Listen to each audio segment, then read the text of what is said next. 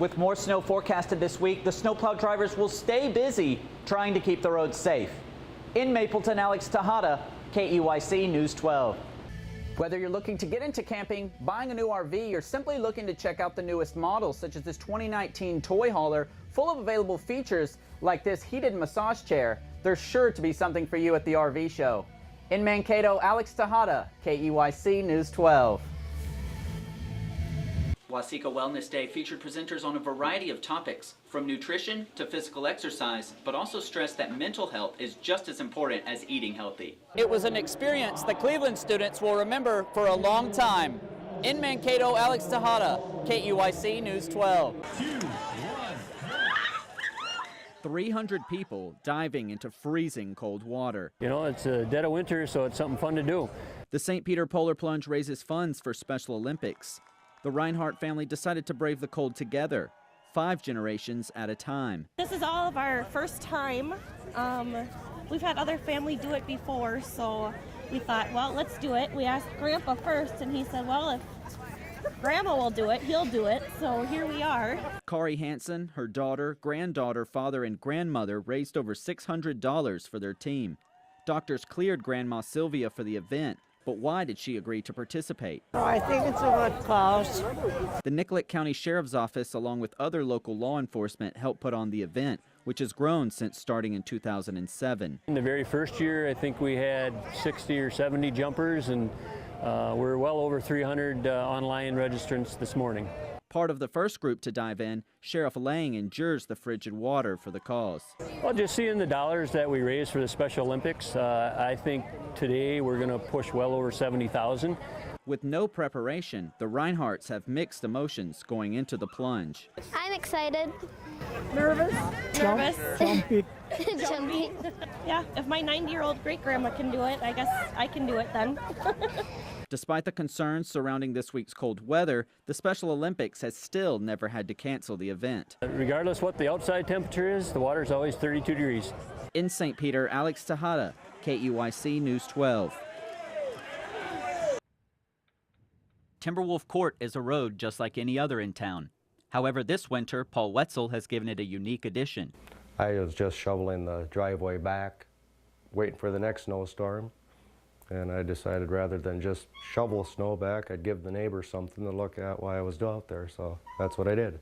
Wetzel made an ice carving resembling a car stuck in a snowbank. He says the work of art was born spontaneously.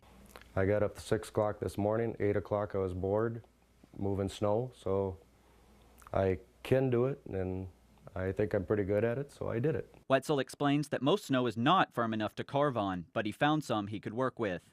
I started chopping away and just used a scoop shovel and a little spray paint, and the next thing you know, you got a car sticking out of a snowbank. He claims he was just messing around, but Wetzel has previous experience in ice carving. The Madison East Mall used to have competitions, and I went and did those, and I had a first place and a second place finish.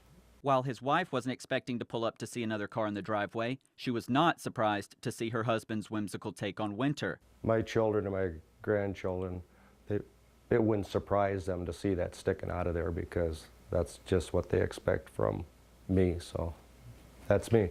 No one has said anything to him, yet Wetzel says he does see cars slowing down to look. In Mankato, Alex Tejada, KEYC News 12.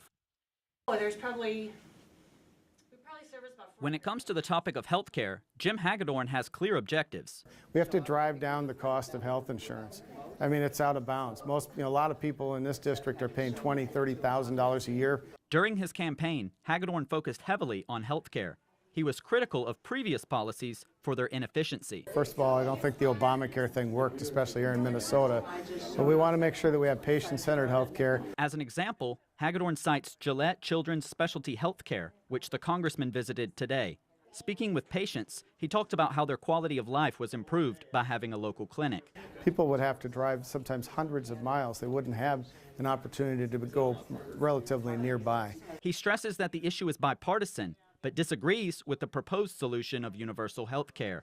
The model doesn't sustain. It's going to degrade the care that we get. It's going to drive up our wait times. It's going to make sure that, unfortunately, the people aren't going to have the choice that we have today. Hagedorn laments the excess bureaucracy, not just in the healthcare system, but in many industries. It could be in healthcare, agriculture, transportation, energy, banking. It doesn't matter. Onerous regulations at the federal level are having a devastating impact and hurting our quality of life here in southern Minnesota. He says those regulations stifle innovation in the medical field. A lot of that requires the federal government to get out of the way. In Mankato, Alex Tejada, KEYC News 12.